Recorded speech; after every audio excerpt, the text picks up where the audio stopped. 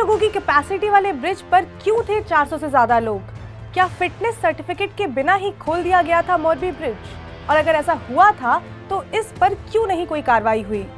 Morbi bridge को लेकर ऐसे कई सवाल आपके मन में आ रहे होंगे और हर जगह ये चल भी रहा है। लेकिन जिस ब्रिज की बात कल से हो रही है, जो इतना ट्रेंड कर रहा है, क्या उस पुल के बारे में आप जानते हैं? क्या आप जानते हैं कि वो पुल कितना पुराना है या फिर इस पुल को किसने बनवाया? नहीं जानते तो कोई बात नहीं, अब जान जाएंगे, क्योंकि इस वीडियो में हम बात करेंगे इसी पर। नमस्कार, मेरा नाम स्वर्ण और आप देख रहे हैं अनकट। तो पहले इस पुल के इतिहास को समझते हैं। तो जानकारी के हिसाब से ये पुल 142 साल पुराना था, मतलब एक शताब्दी से भी ज्यादा पुराना। 142 साल पुराने इस पुल का कंस्ट्रक्शन 1880 में पूरा हुआ था और इस पुल का इनॉग्रेशन मुंबई के गवर्नर ने किया था।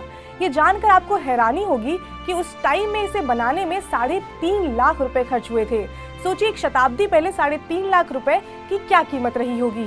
खैर, इस पुल की सबसे इंटरेस्टिंग बात ये रही कि इसको बनाने के लिए जितना सामान सब था वो सब ब्रिटेन से लाया गया था। खैर, ये तो रही बनने की बात। अब इस पुल को किसने और क्यों बनवाया ये भी थोड़ा जान लेते हैं। तो रिपोर्ट्स की माने तो इस सस्पेंशन ब्रिज का निर्माण सर वागजी ठाकुर ने करवाया था, जिन्होंने 1922 तक मोरबी पर शासन किया। इस पुल की लंबाई 765 फीट थी। आसान शब्दों में कहें तो ये पुल 1.25 मीटर चौड़ा और 230 मीटर लंबा था। इस पुल के पीछे एक कहानी ये भी बताई जाती है कि इस पुल का कंस्ट्रक्शन दरबारगढ़ पैलेस को नजरबाग पैलेस से जोड़ने के लिए करवाया गया था। इतना ही नहीं, इस ब्रिज ने देश की गुलामी भी देखी, तो वहीं ये ब्रिज आजादी के आंदोलन का गवाह भी बना।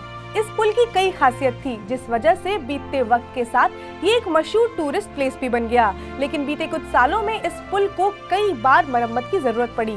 अभी हाल ही में ये पुल 6 महीने के लिए मरम्मत के बाद 25 अक्टूबर को खोला गया था।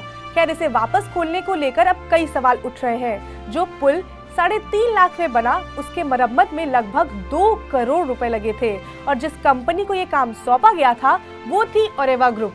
मीडिया रिपोर्ट्स की माने तो इस ग्रुप के साथ मोरबी नगर पालिका की मार्च 2022 से लेकर मार्च 2037 तक, यानी कि 15 साल का कॉन्ट्रैक्ट है।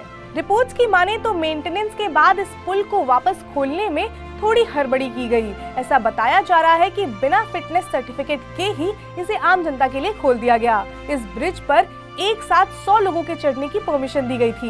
लेकिन जो वीडियो वायरल हो रहा है, जिसमें क्लियरली दिखाई दे रहा है कि कैसे ब्रिज कोलैप्स हुआ, उसमें 400 से अधिक लोग दिखाई दे रहे हैं। इस मामले को लेकर गुजरात के गृह मंत्री ने बताया है कि इसकी जांच के लिए हाई पावर कमेटी बनाई गई है।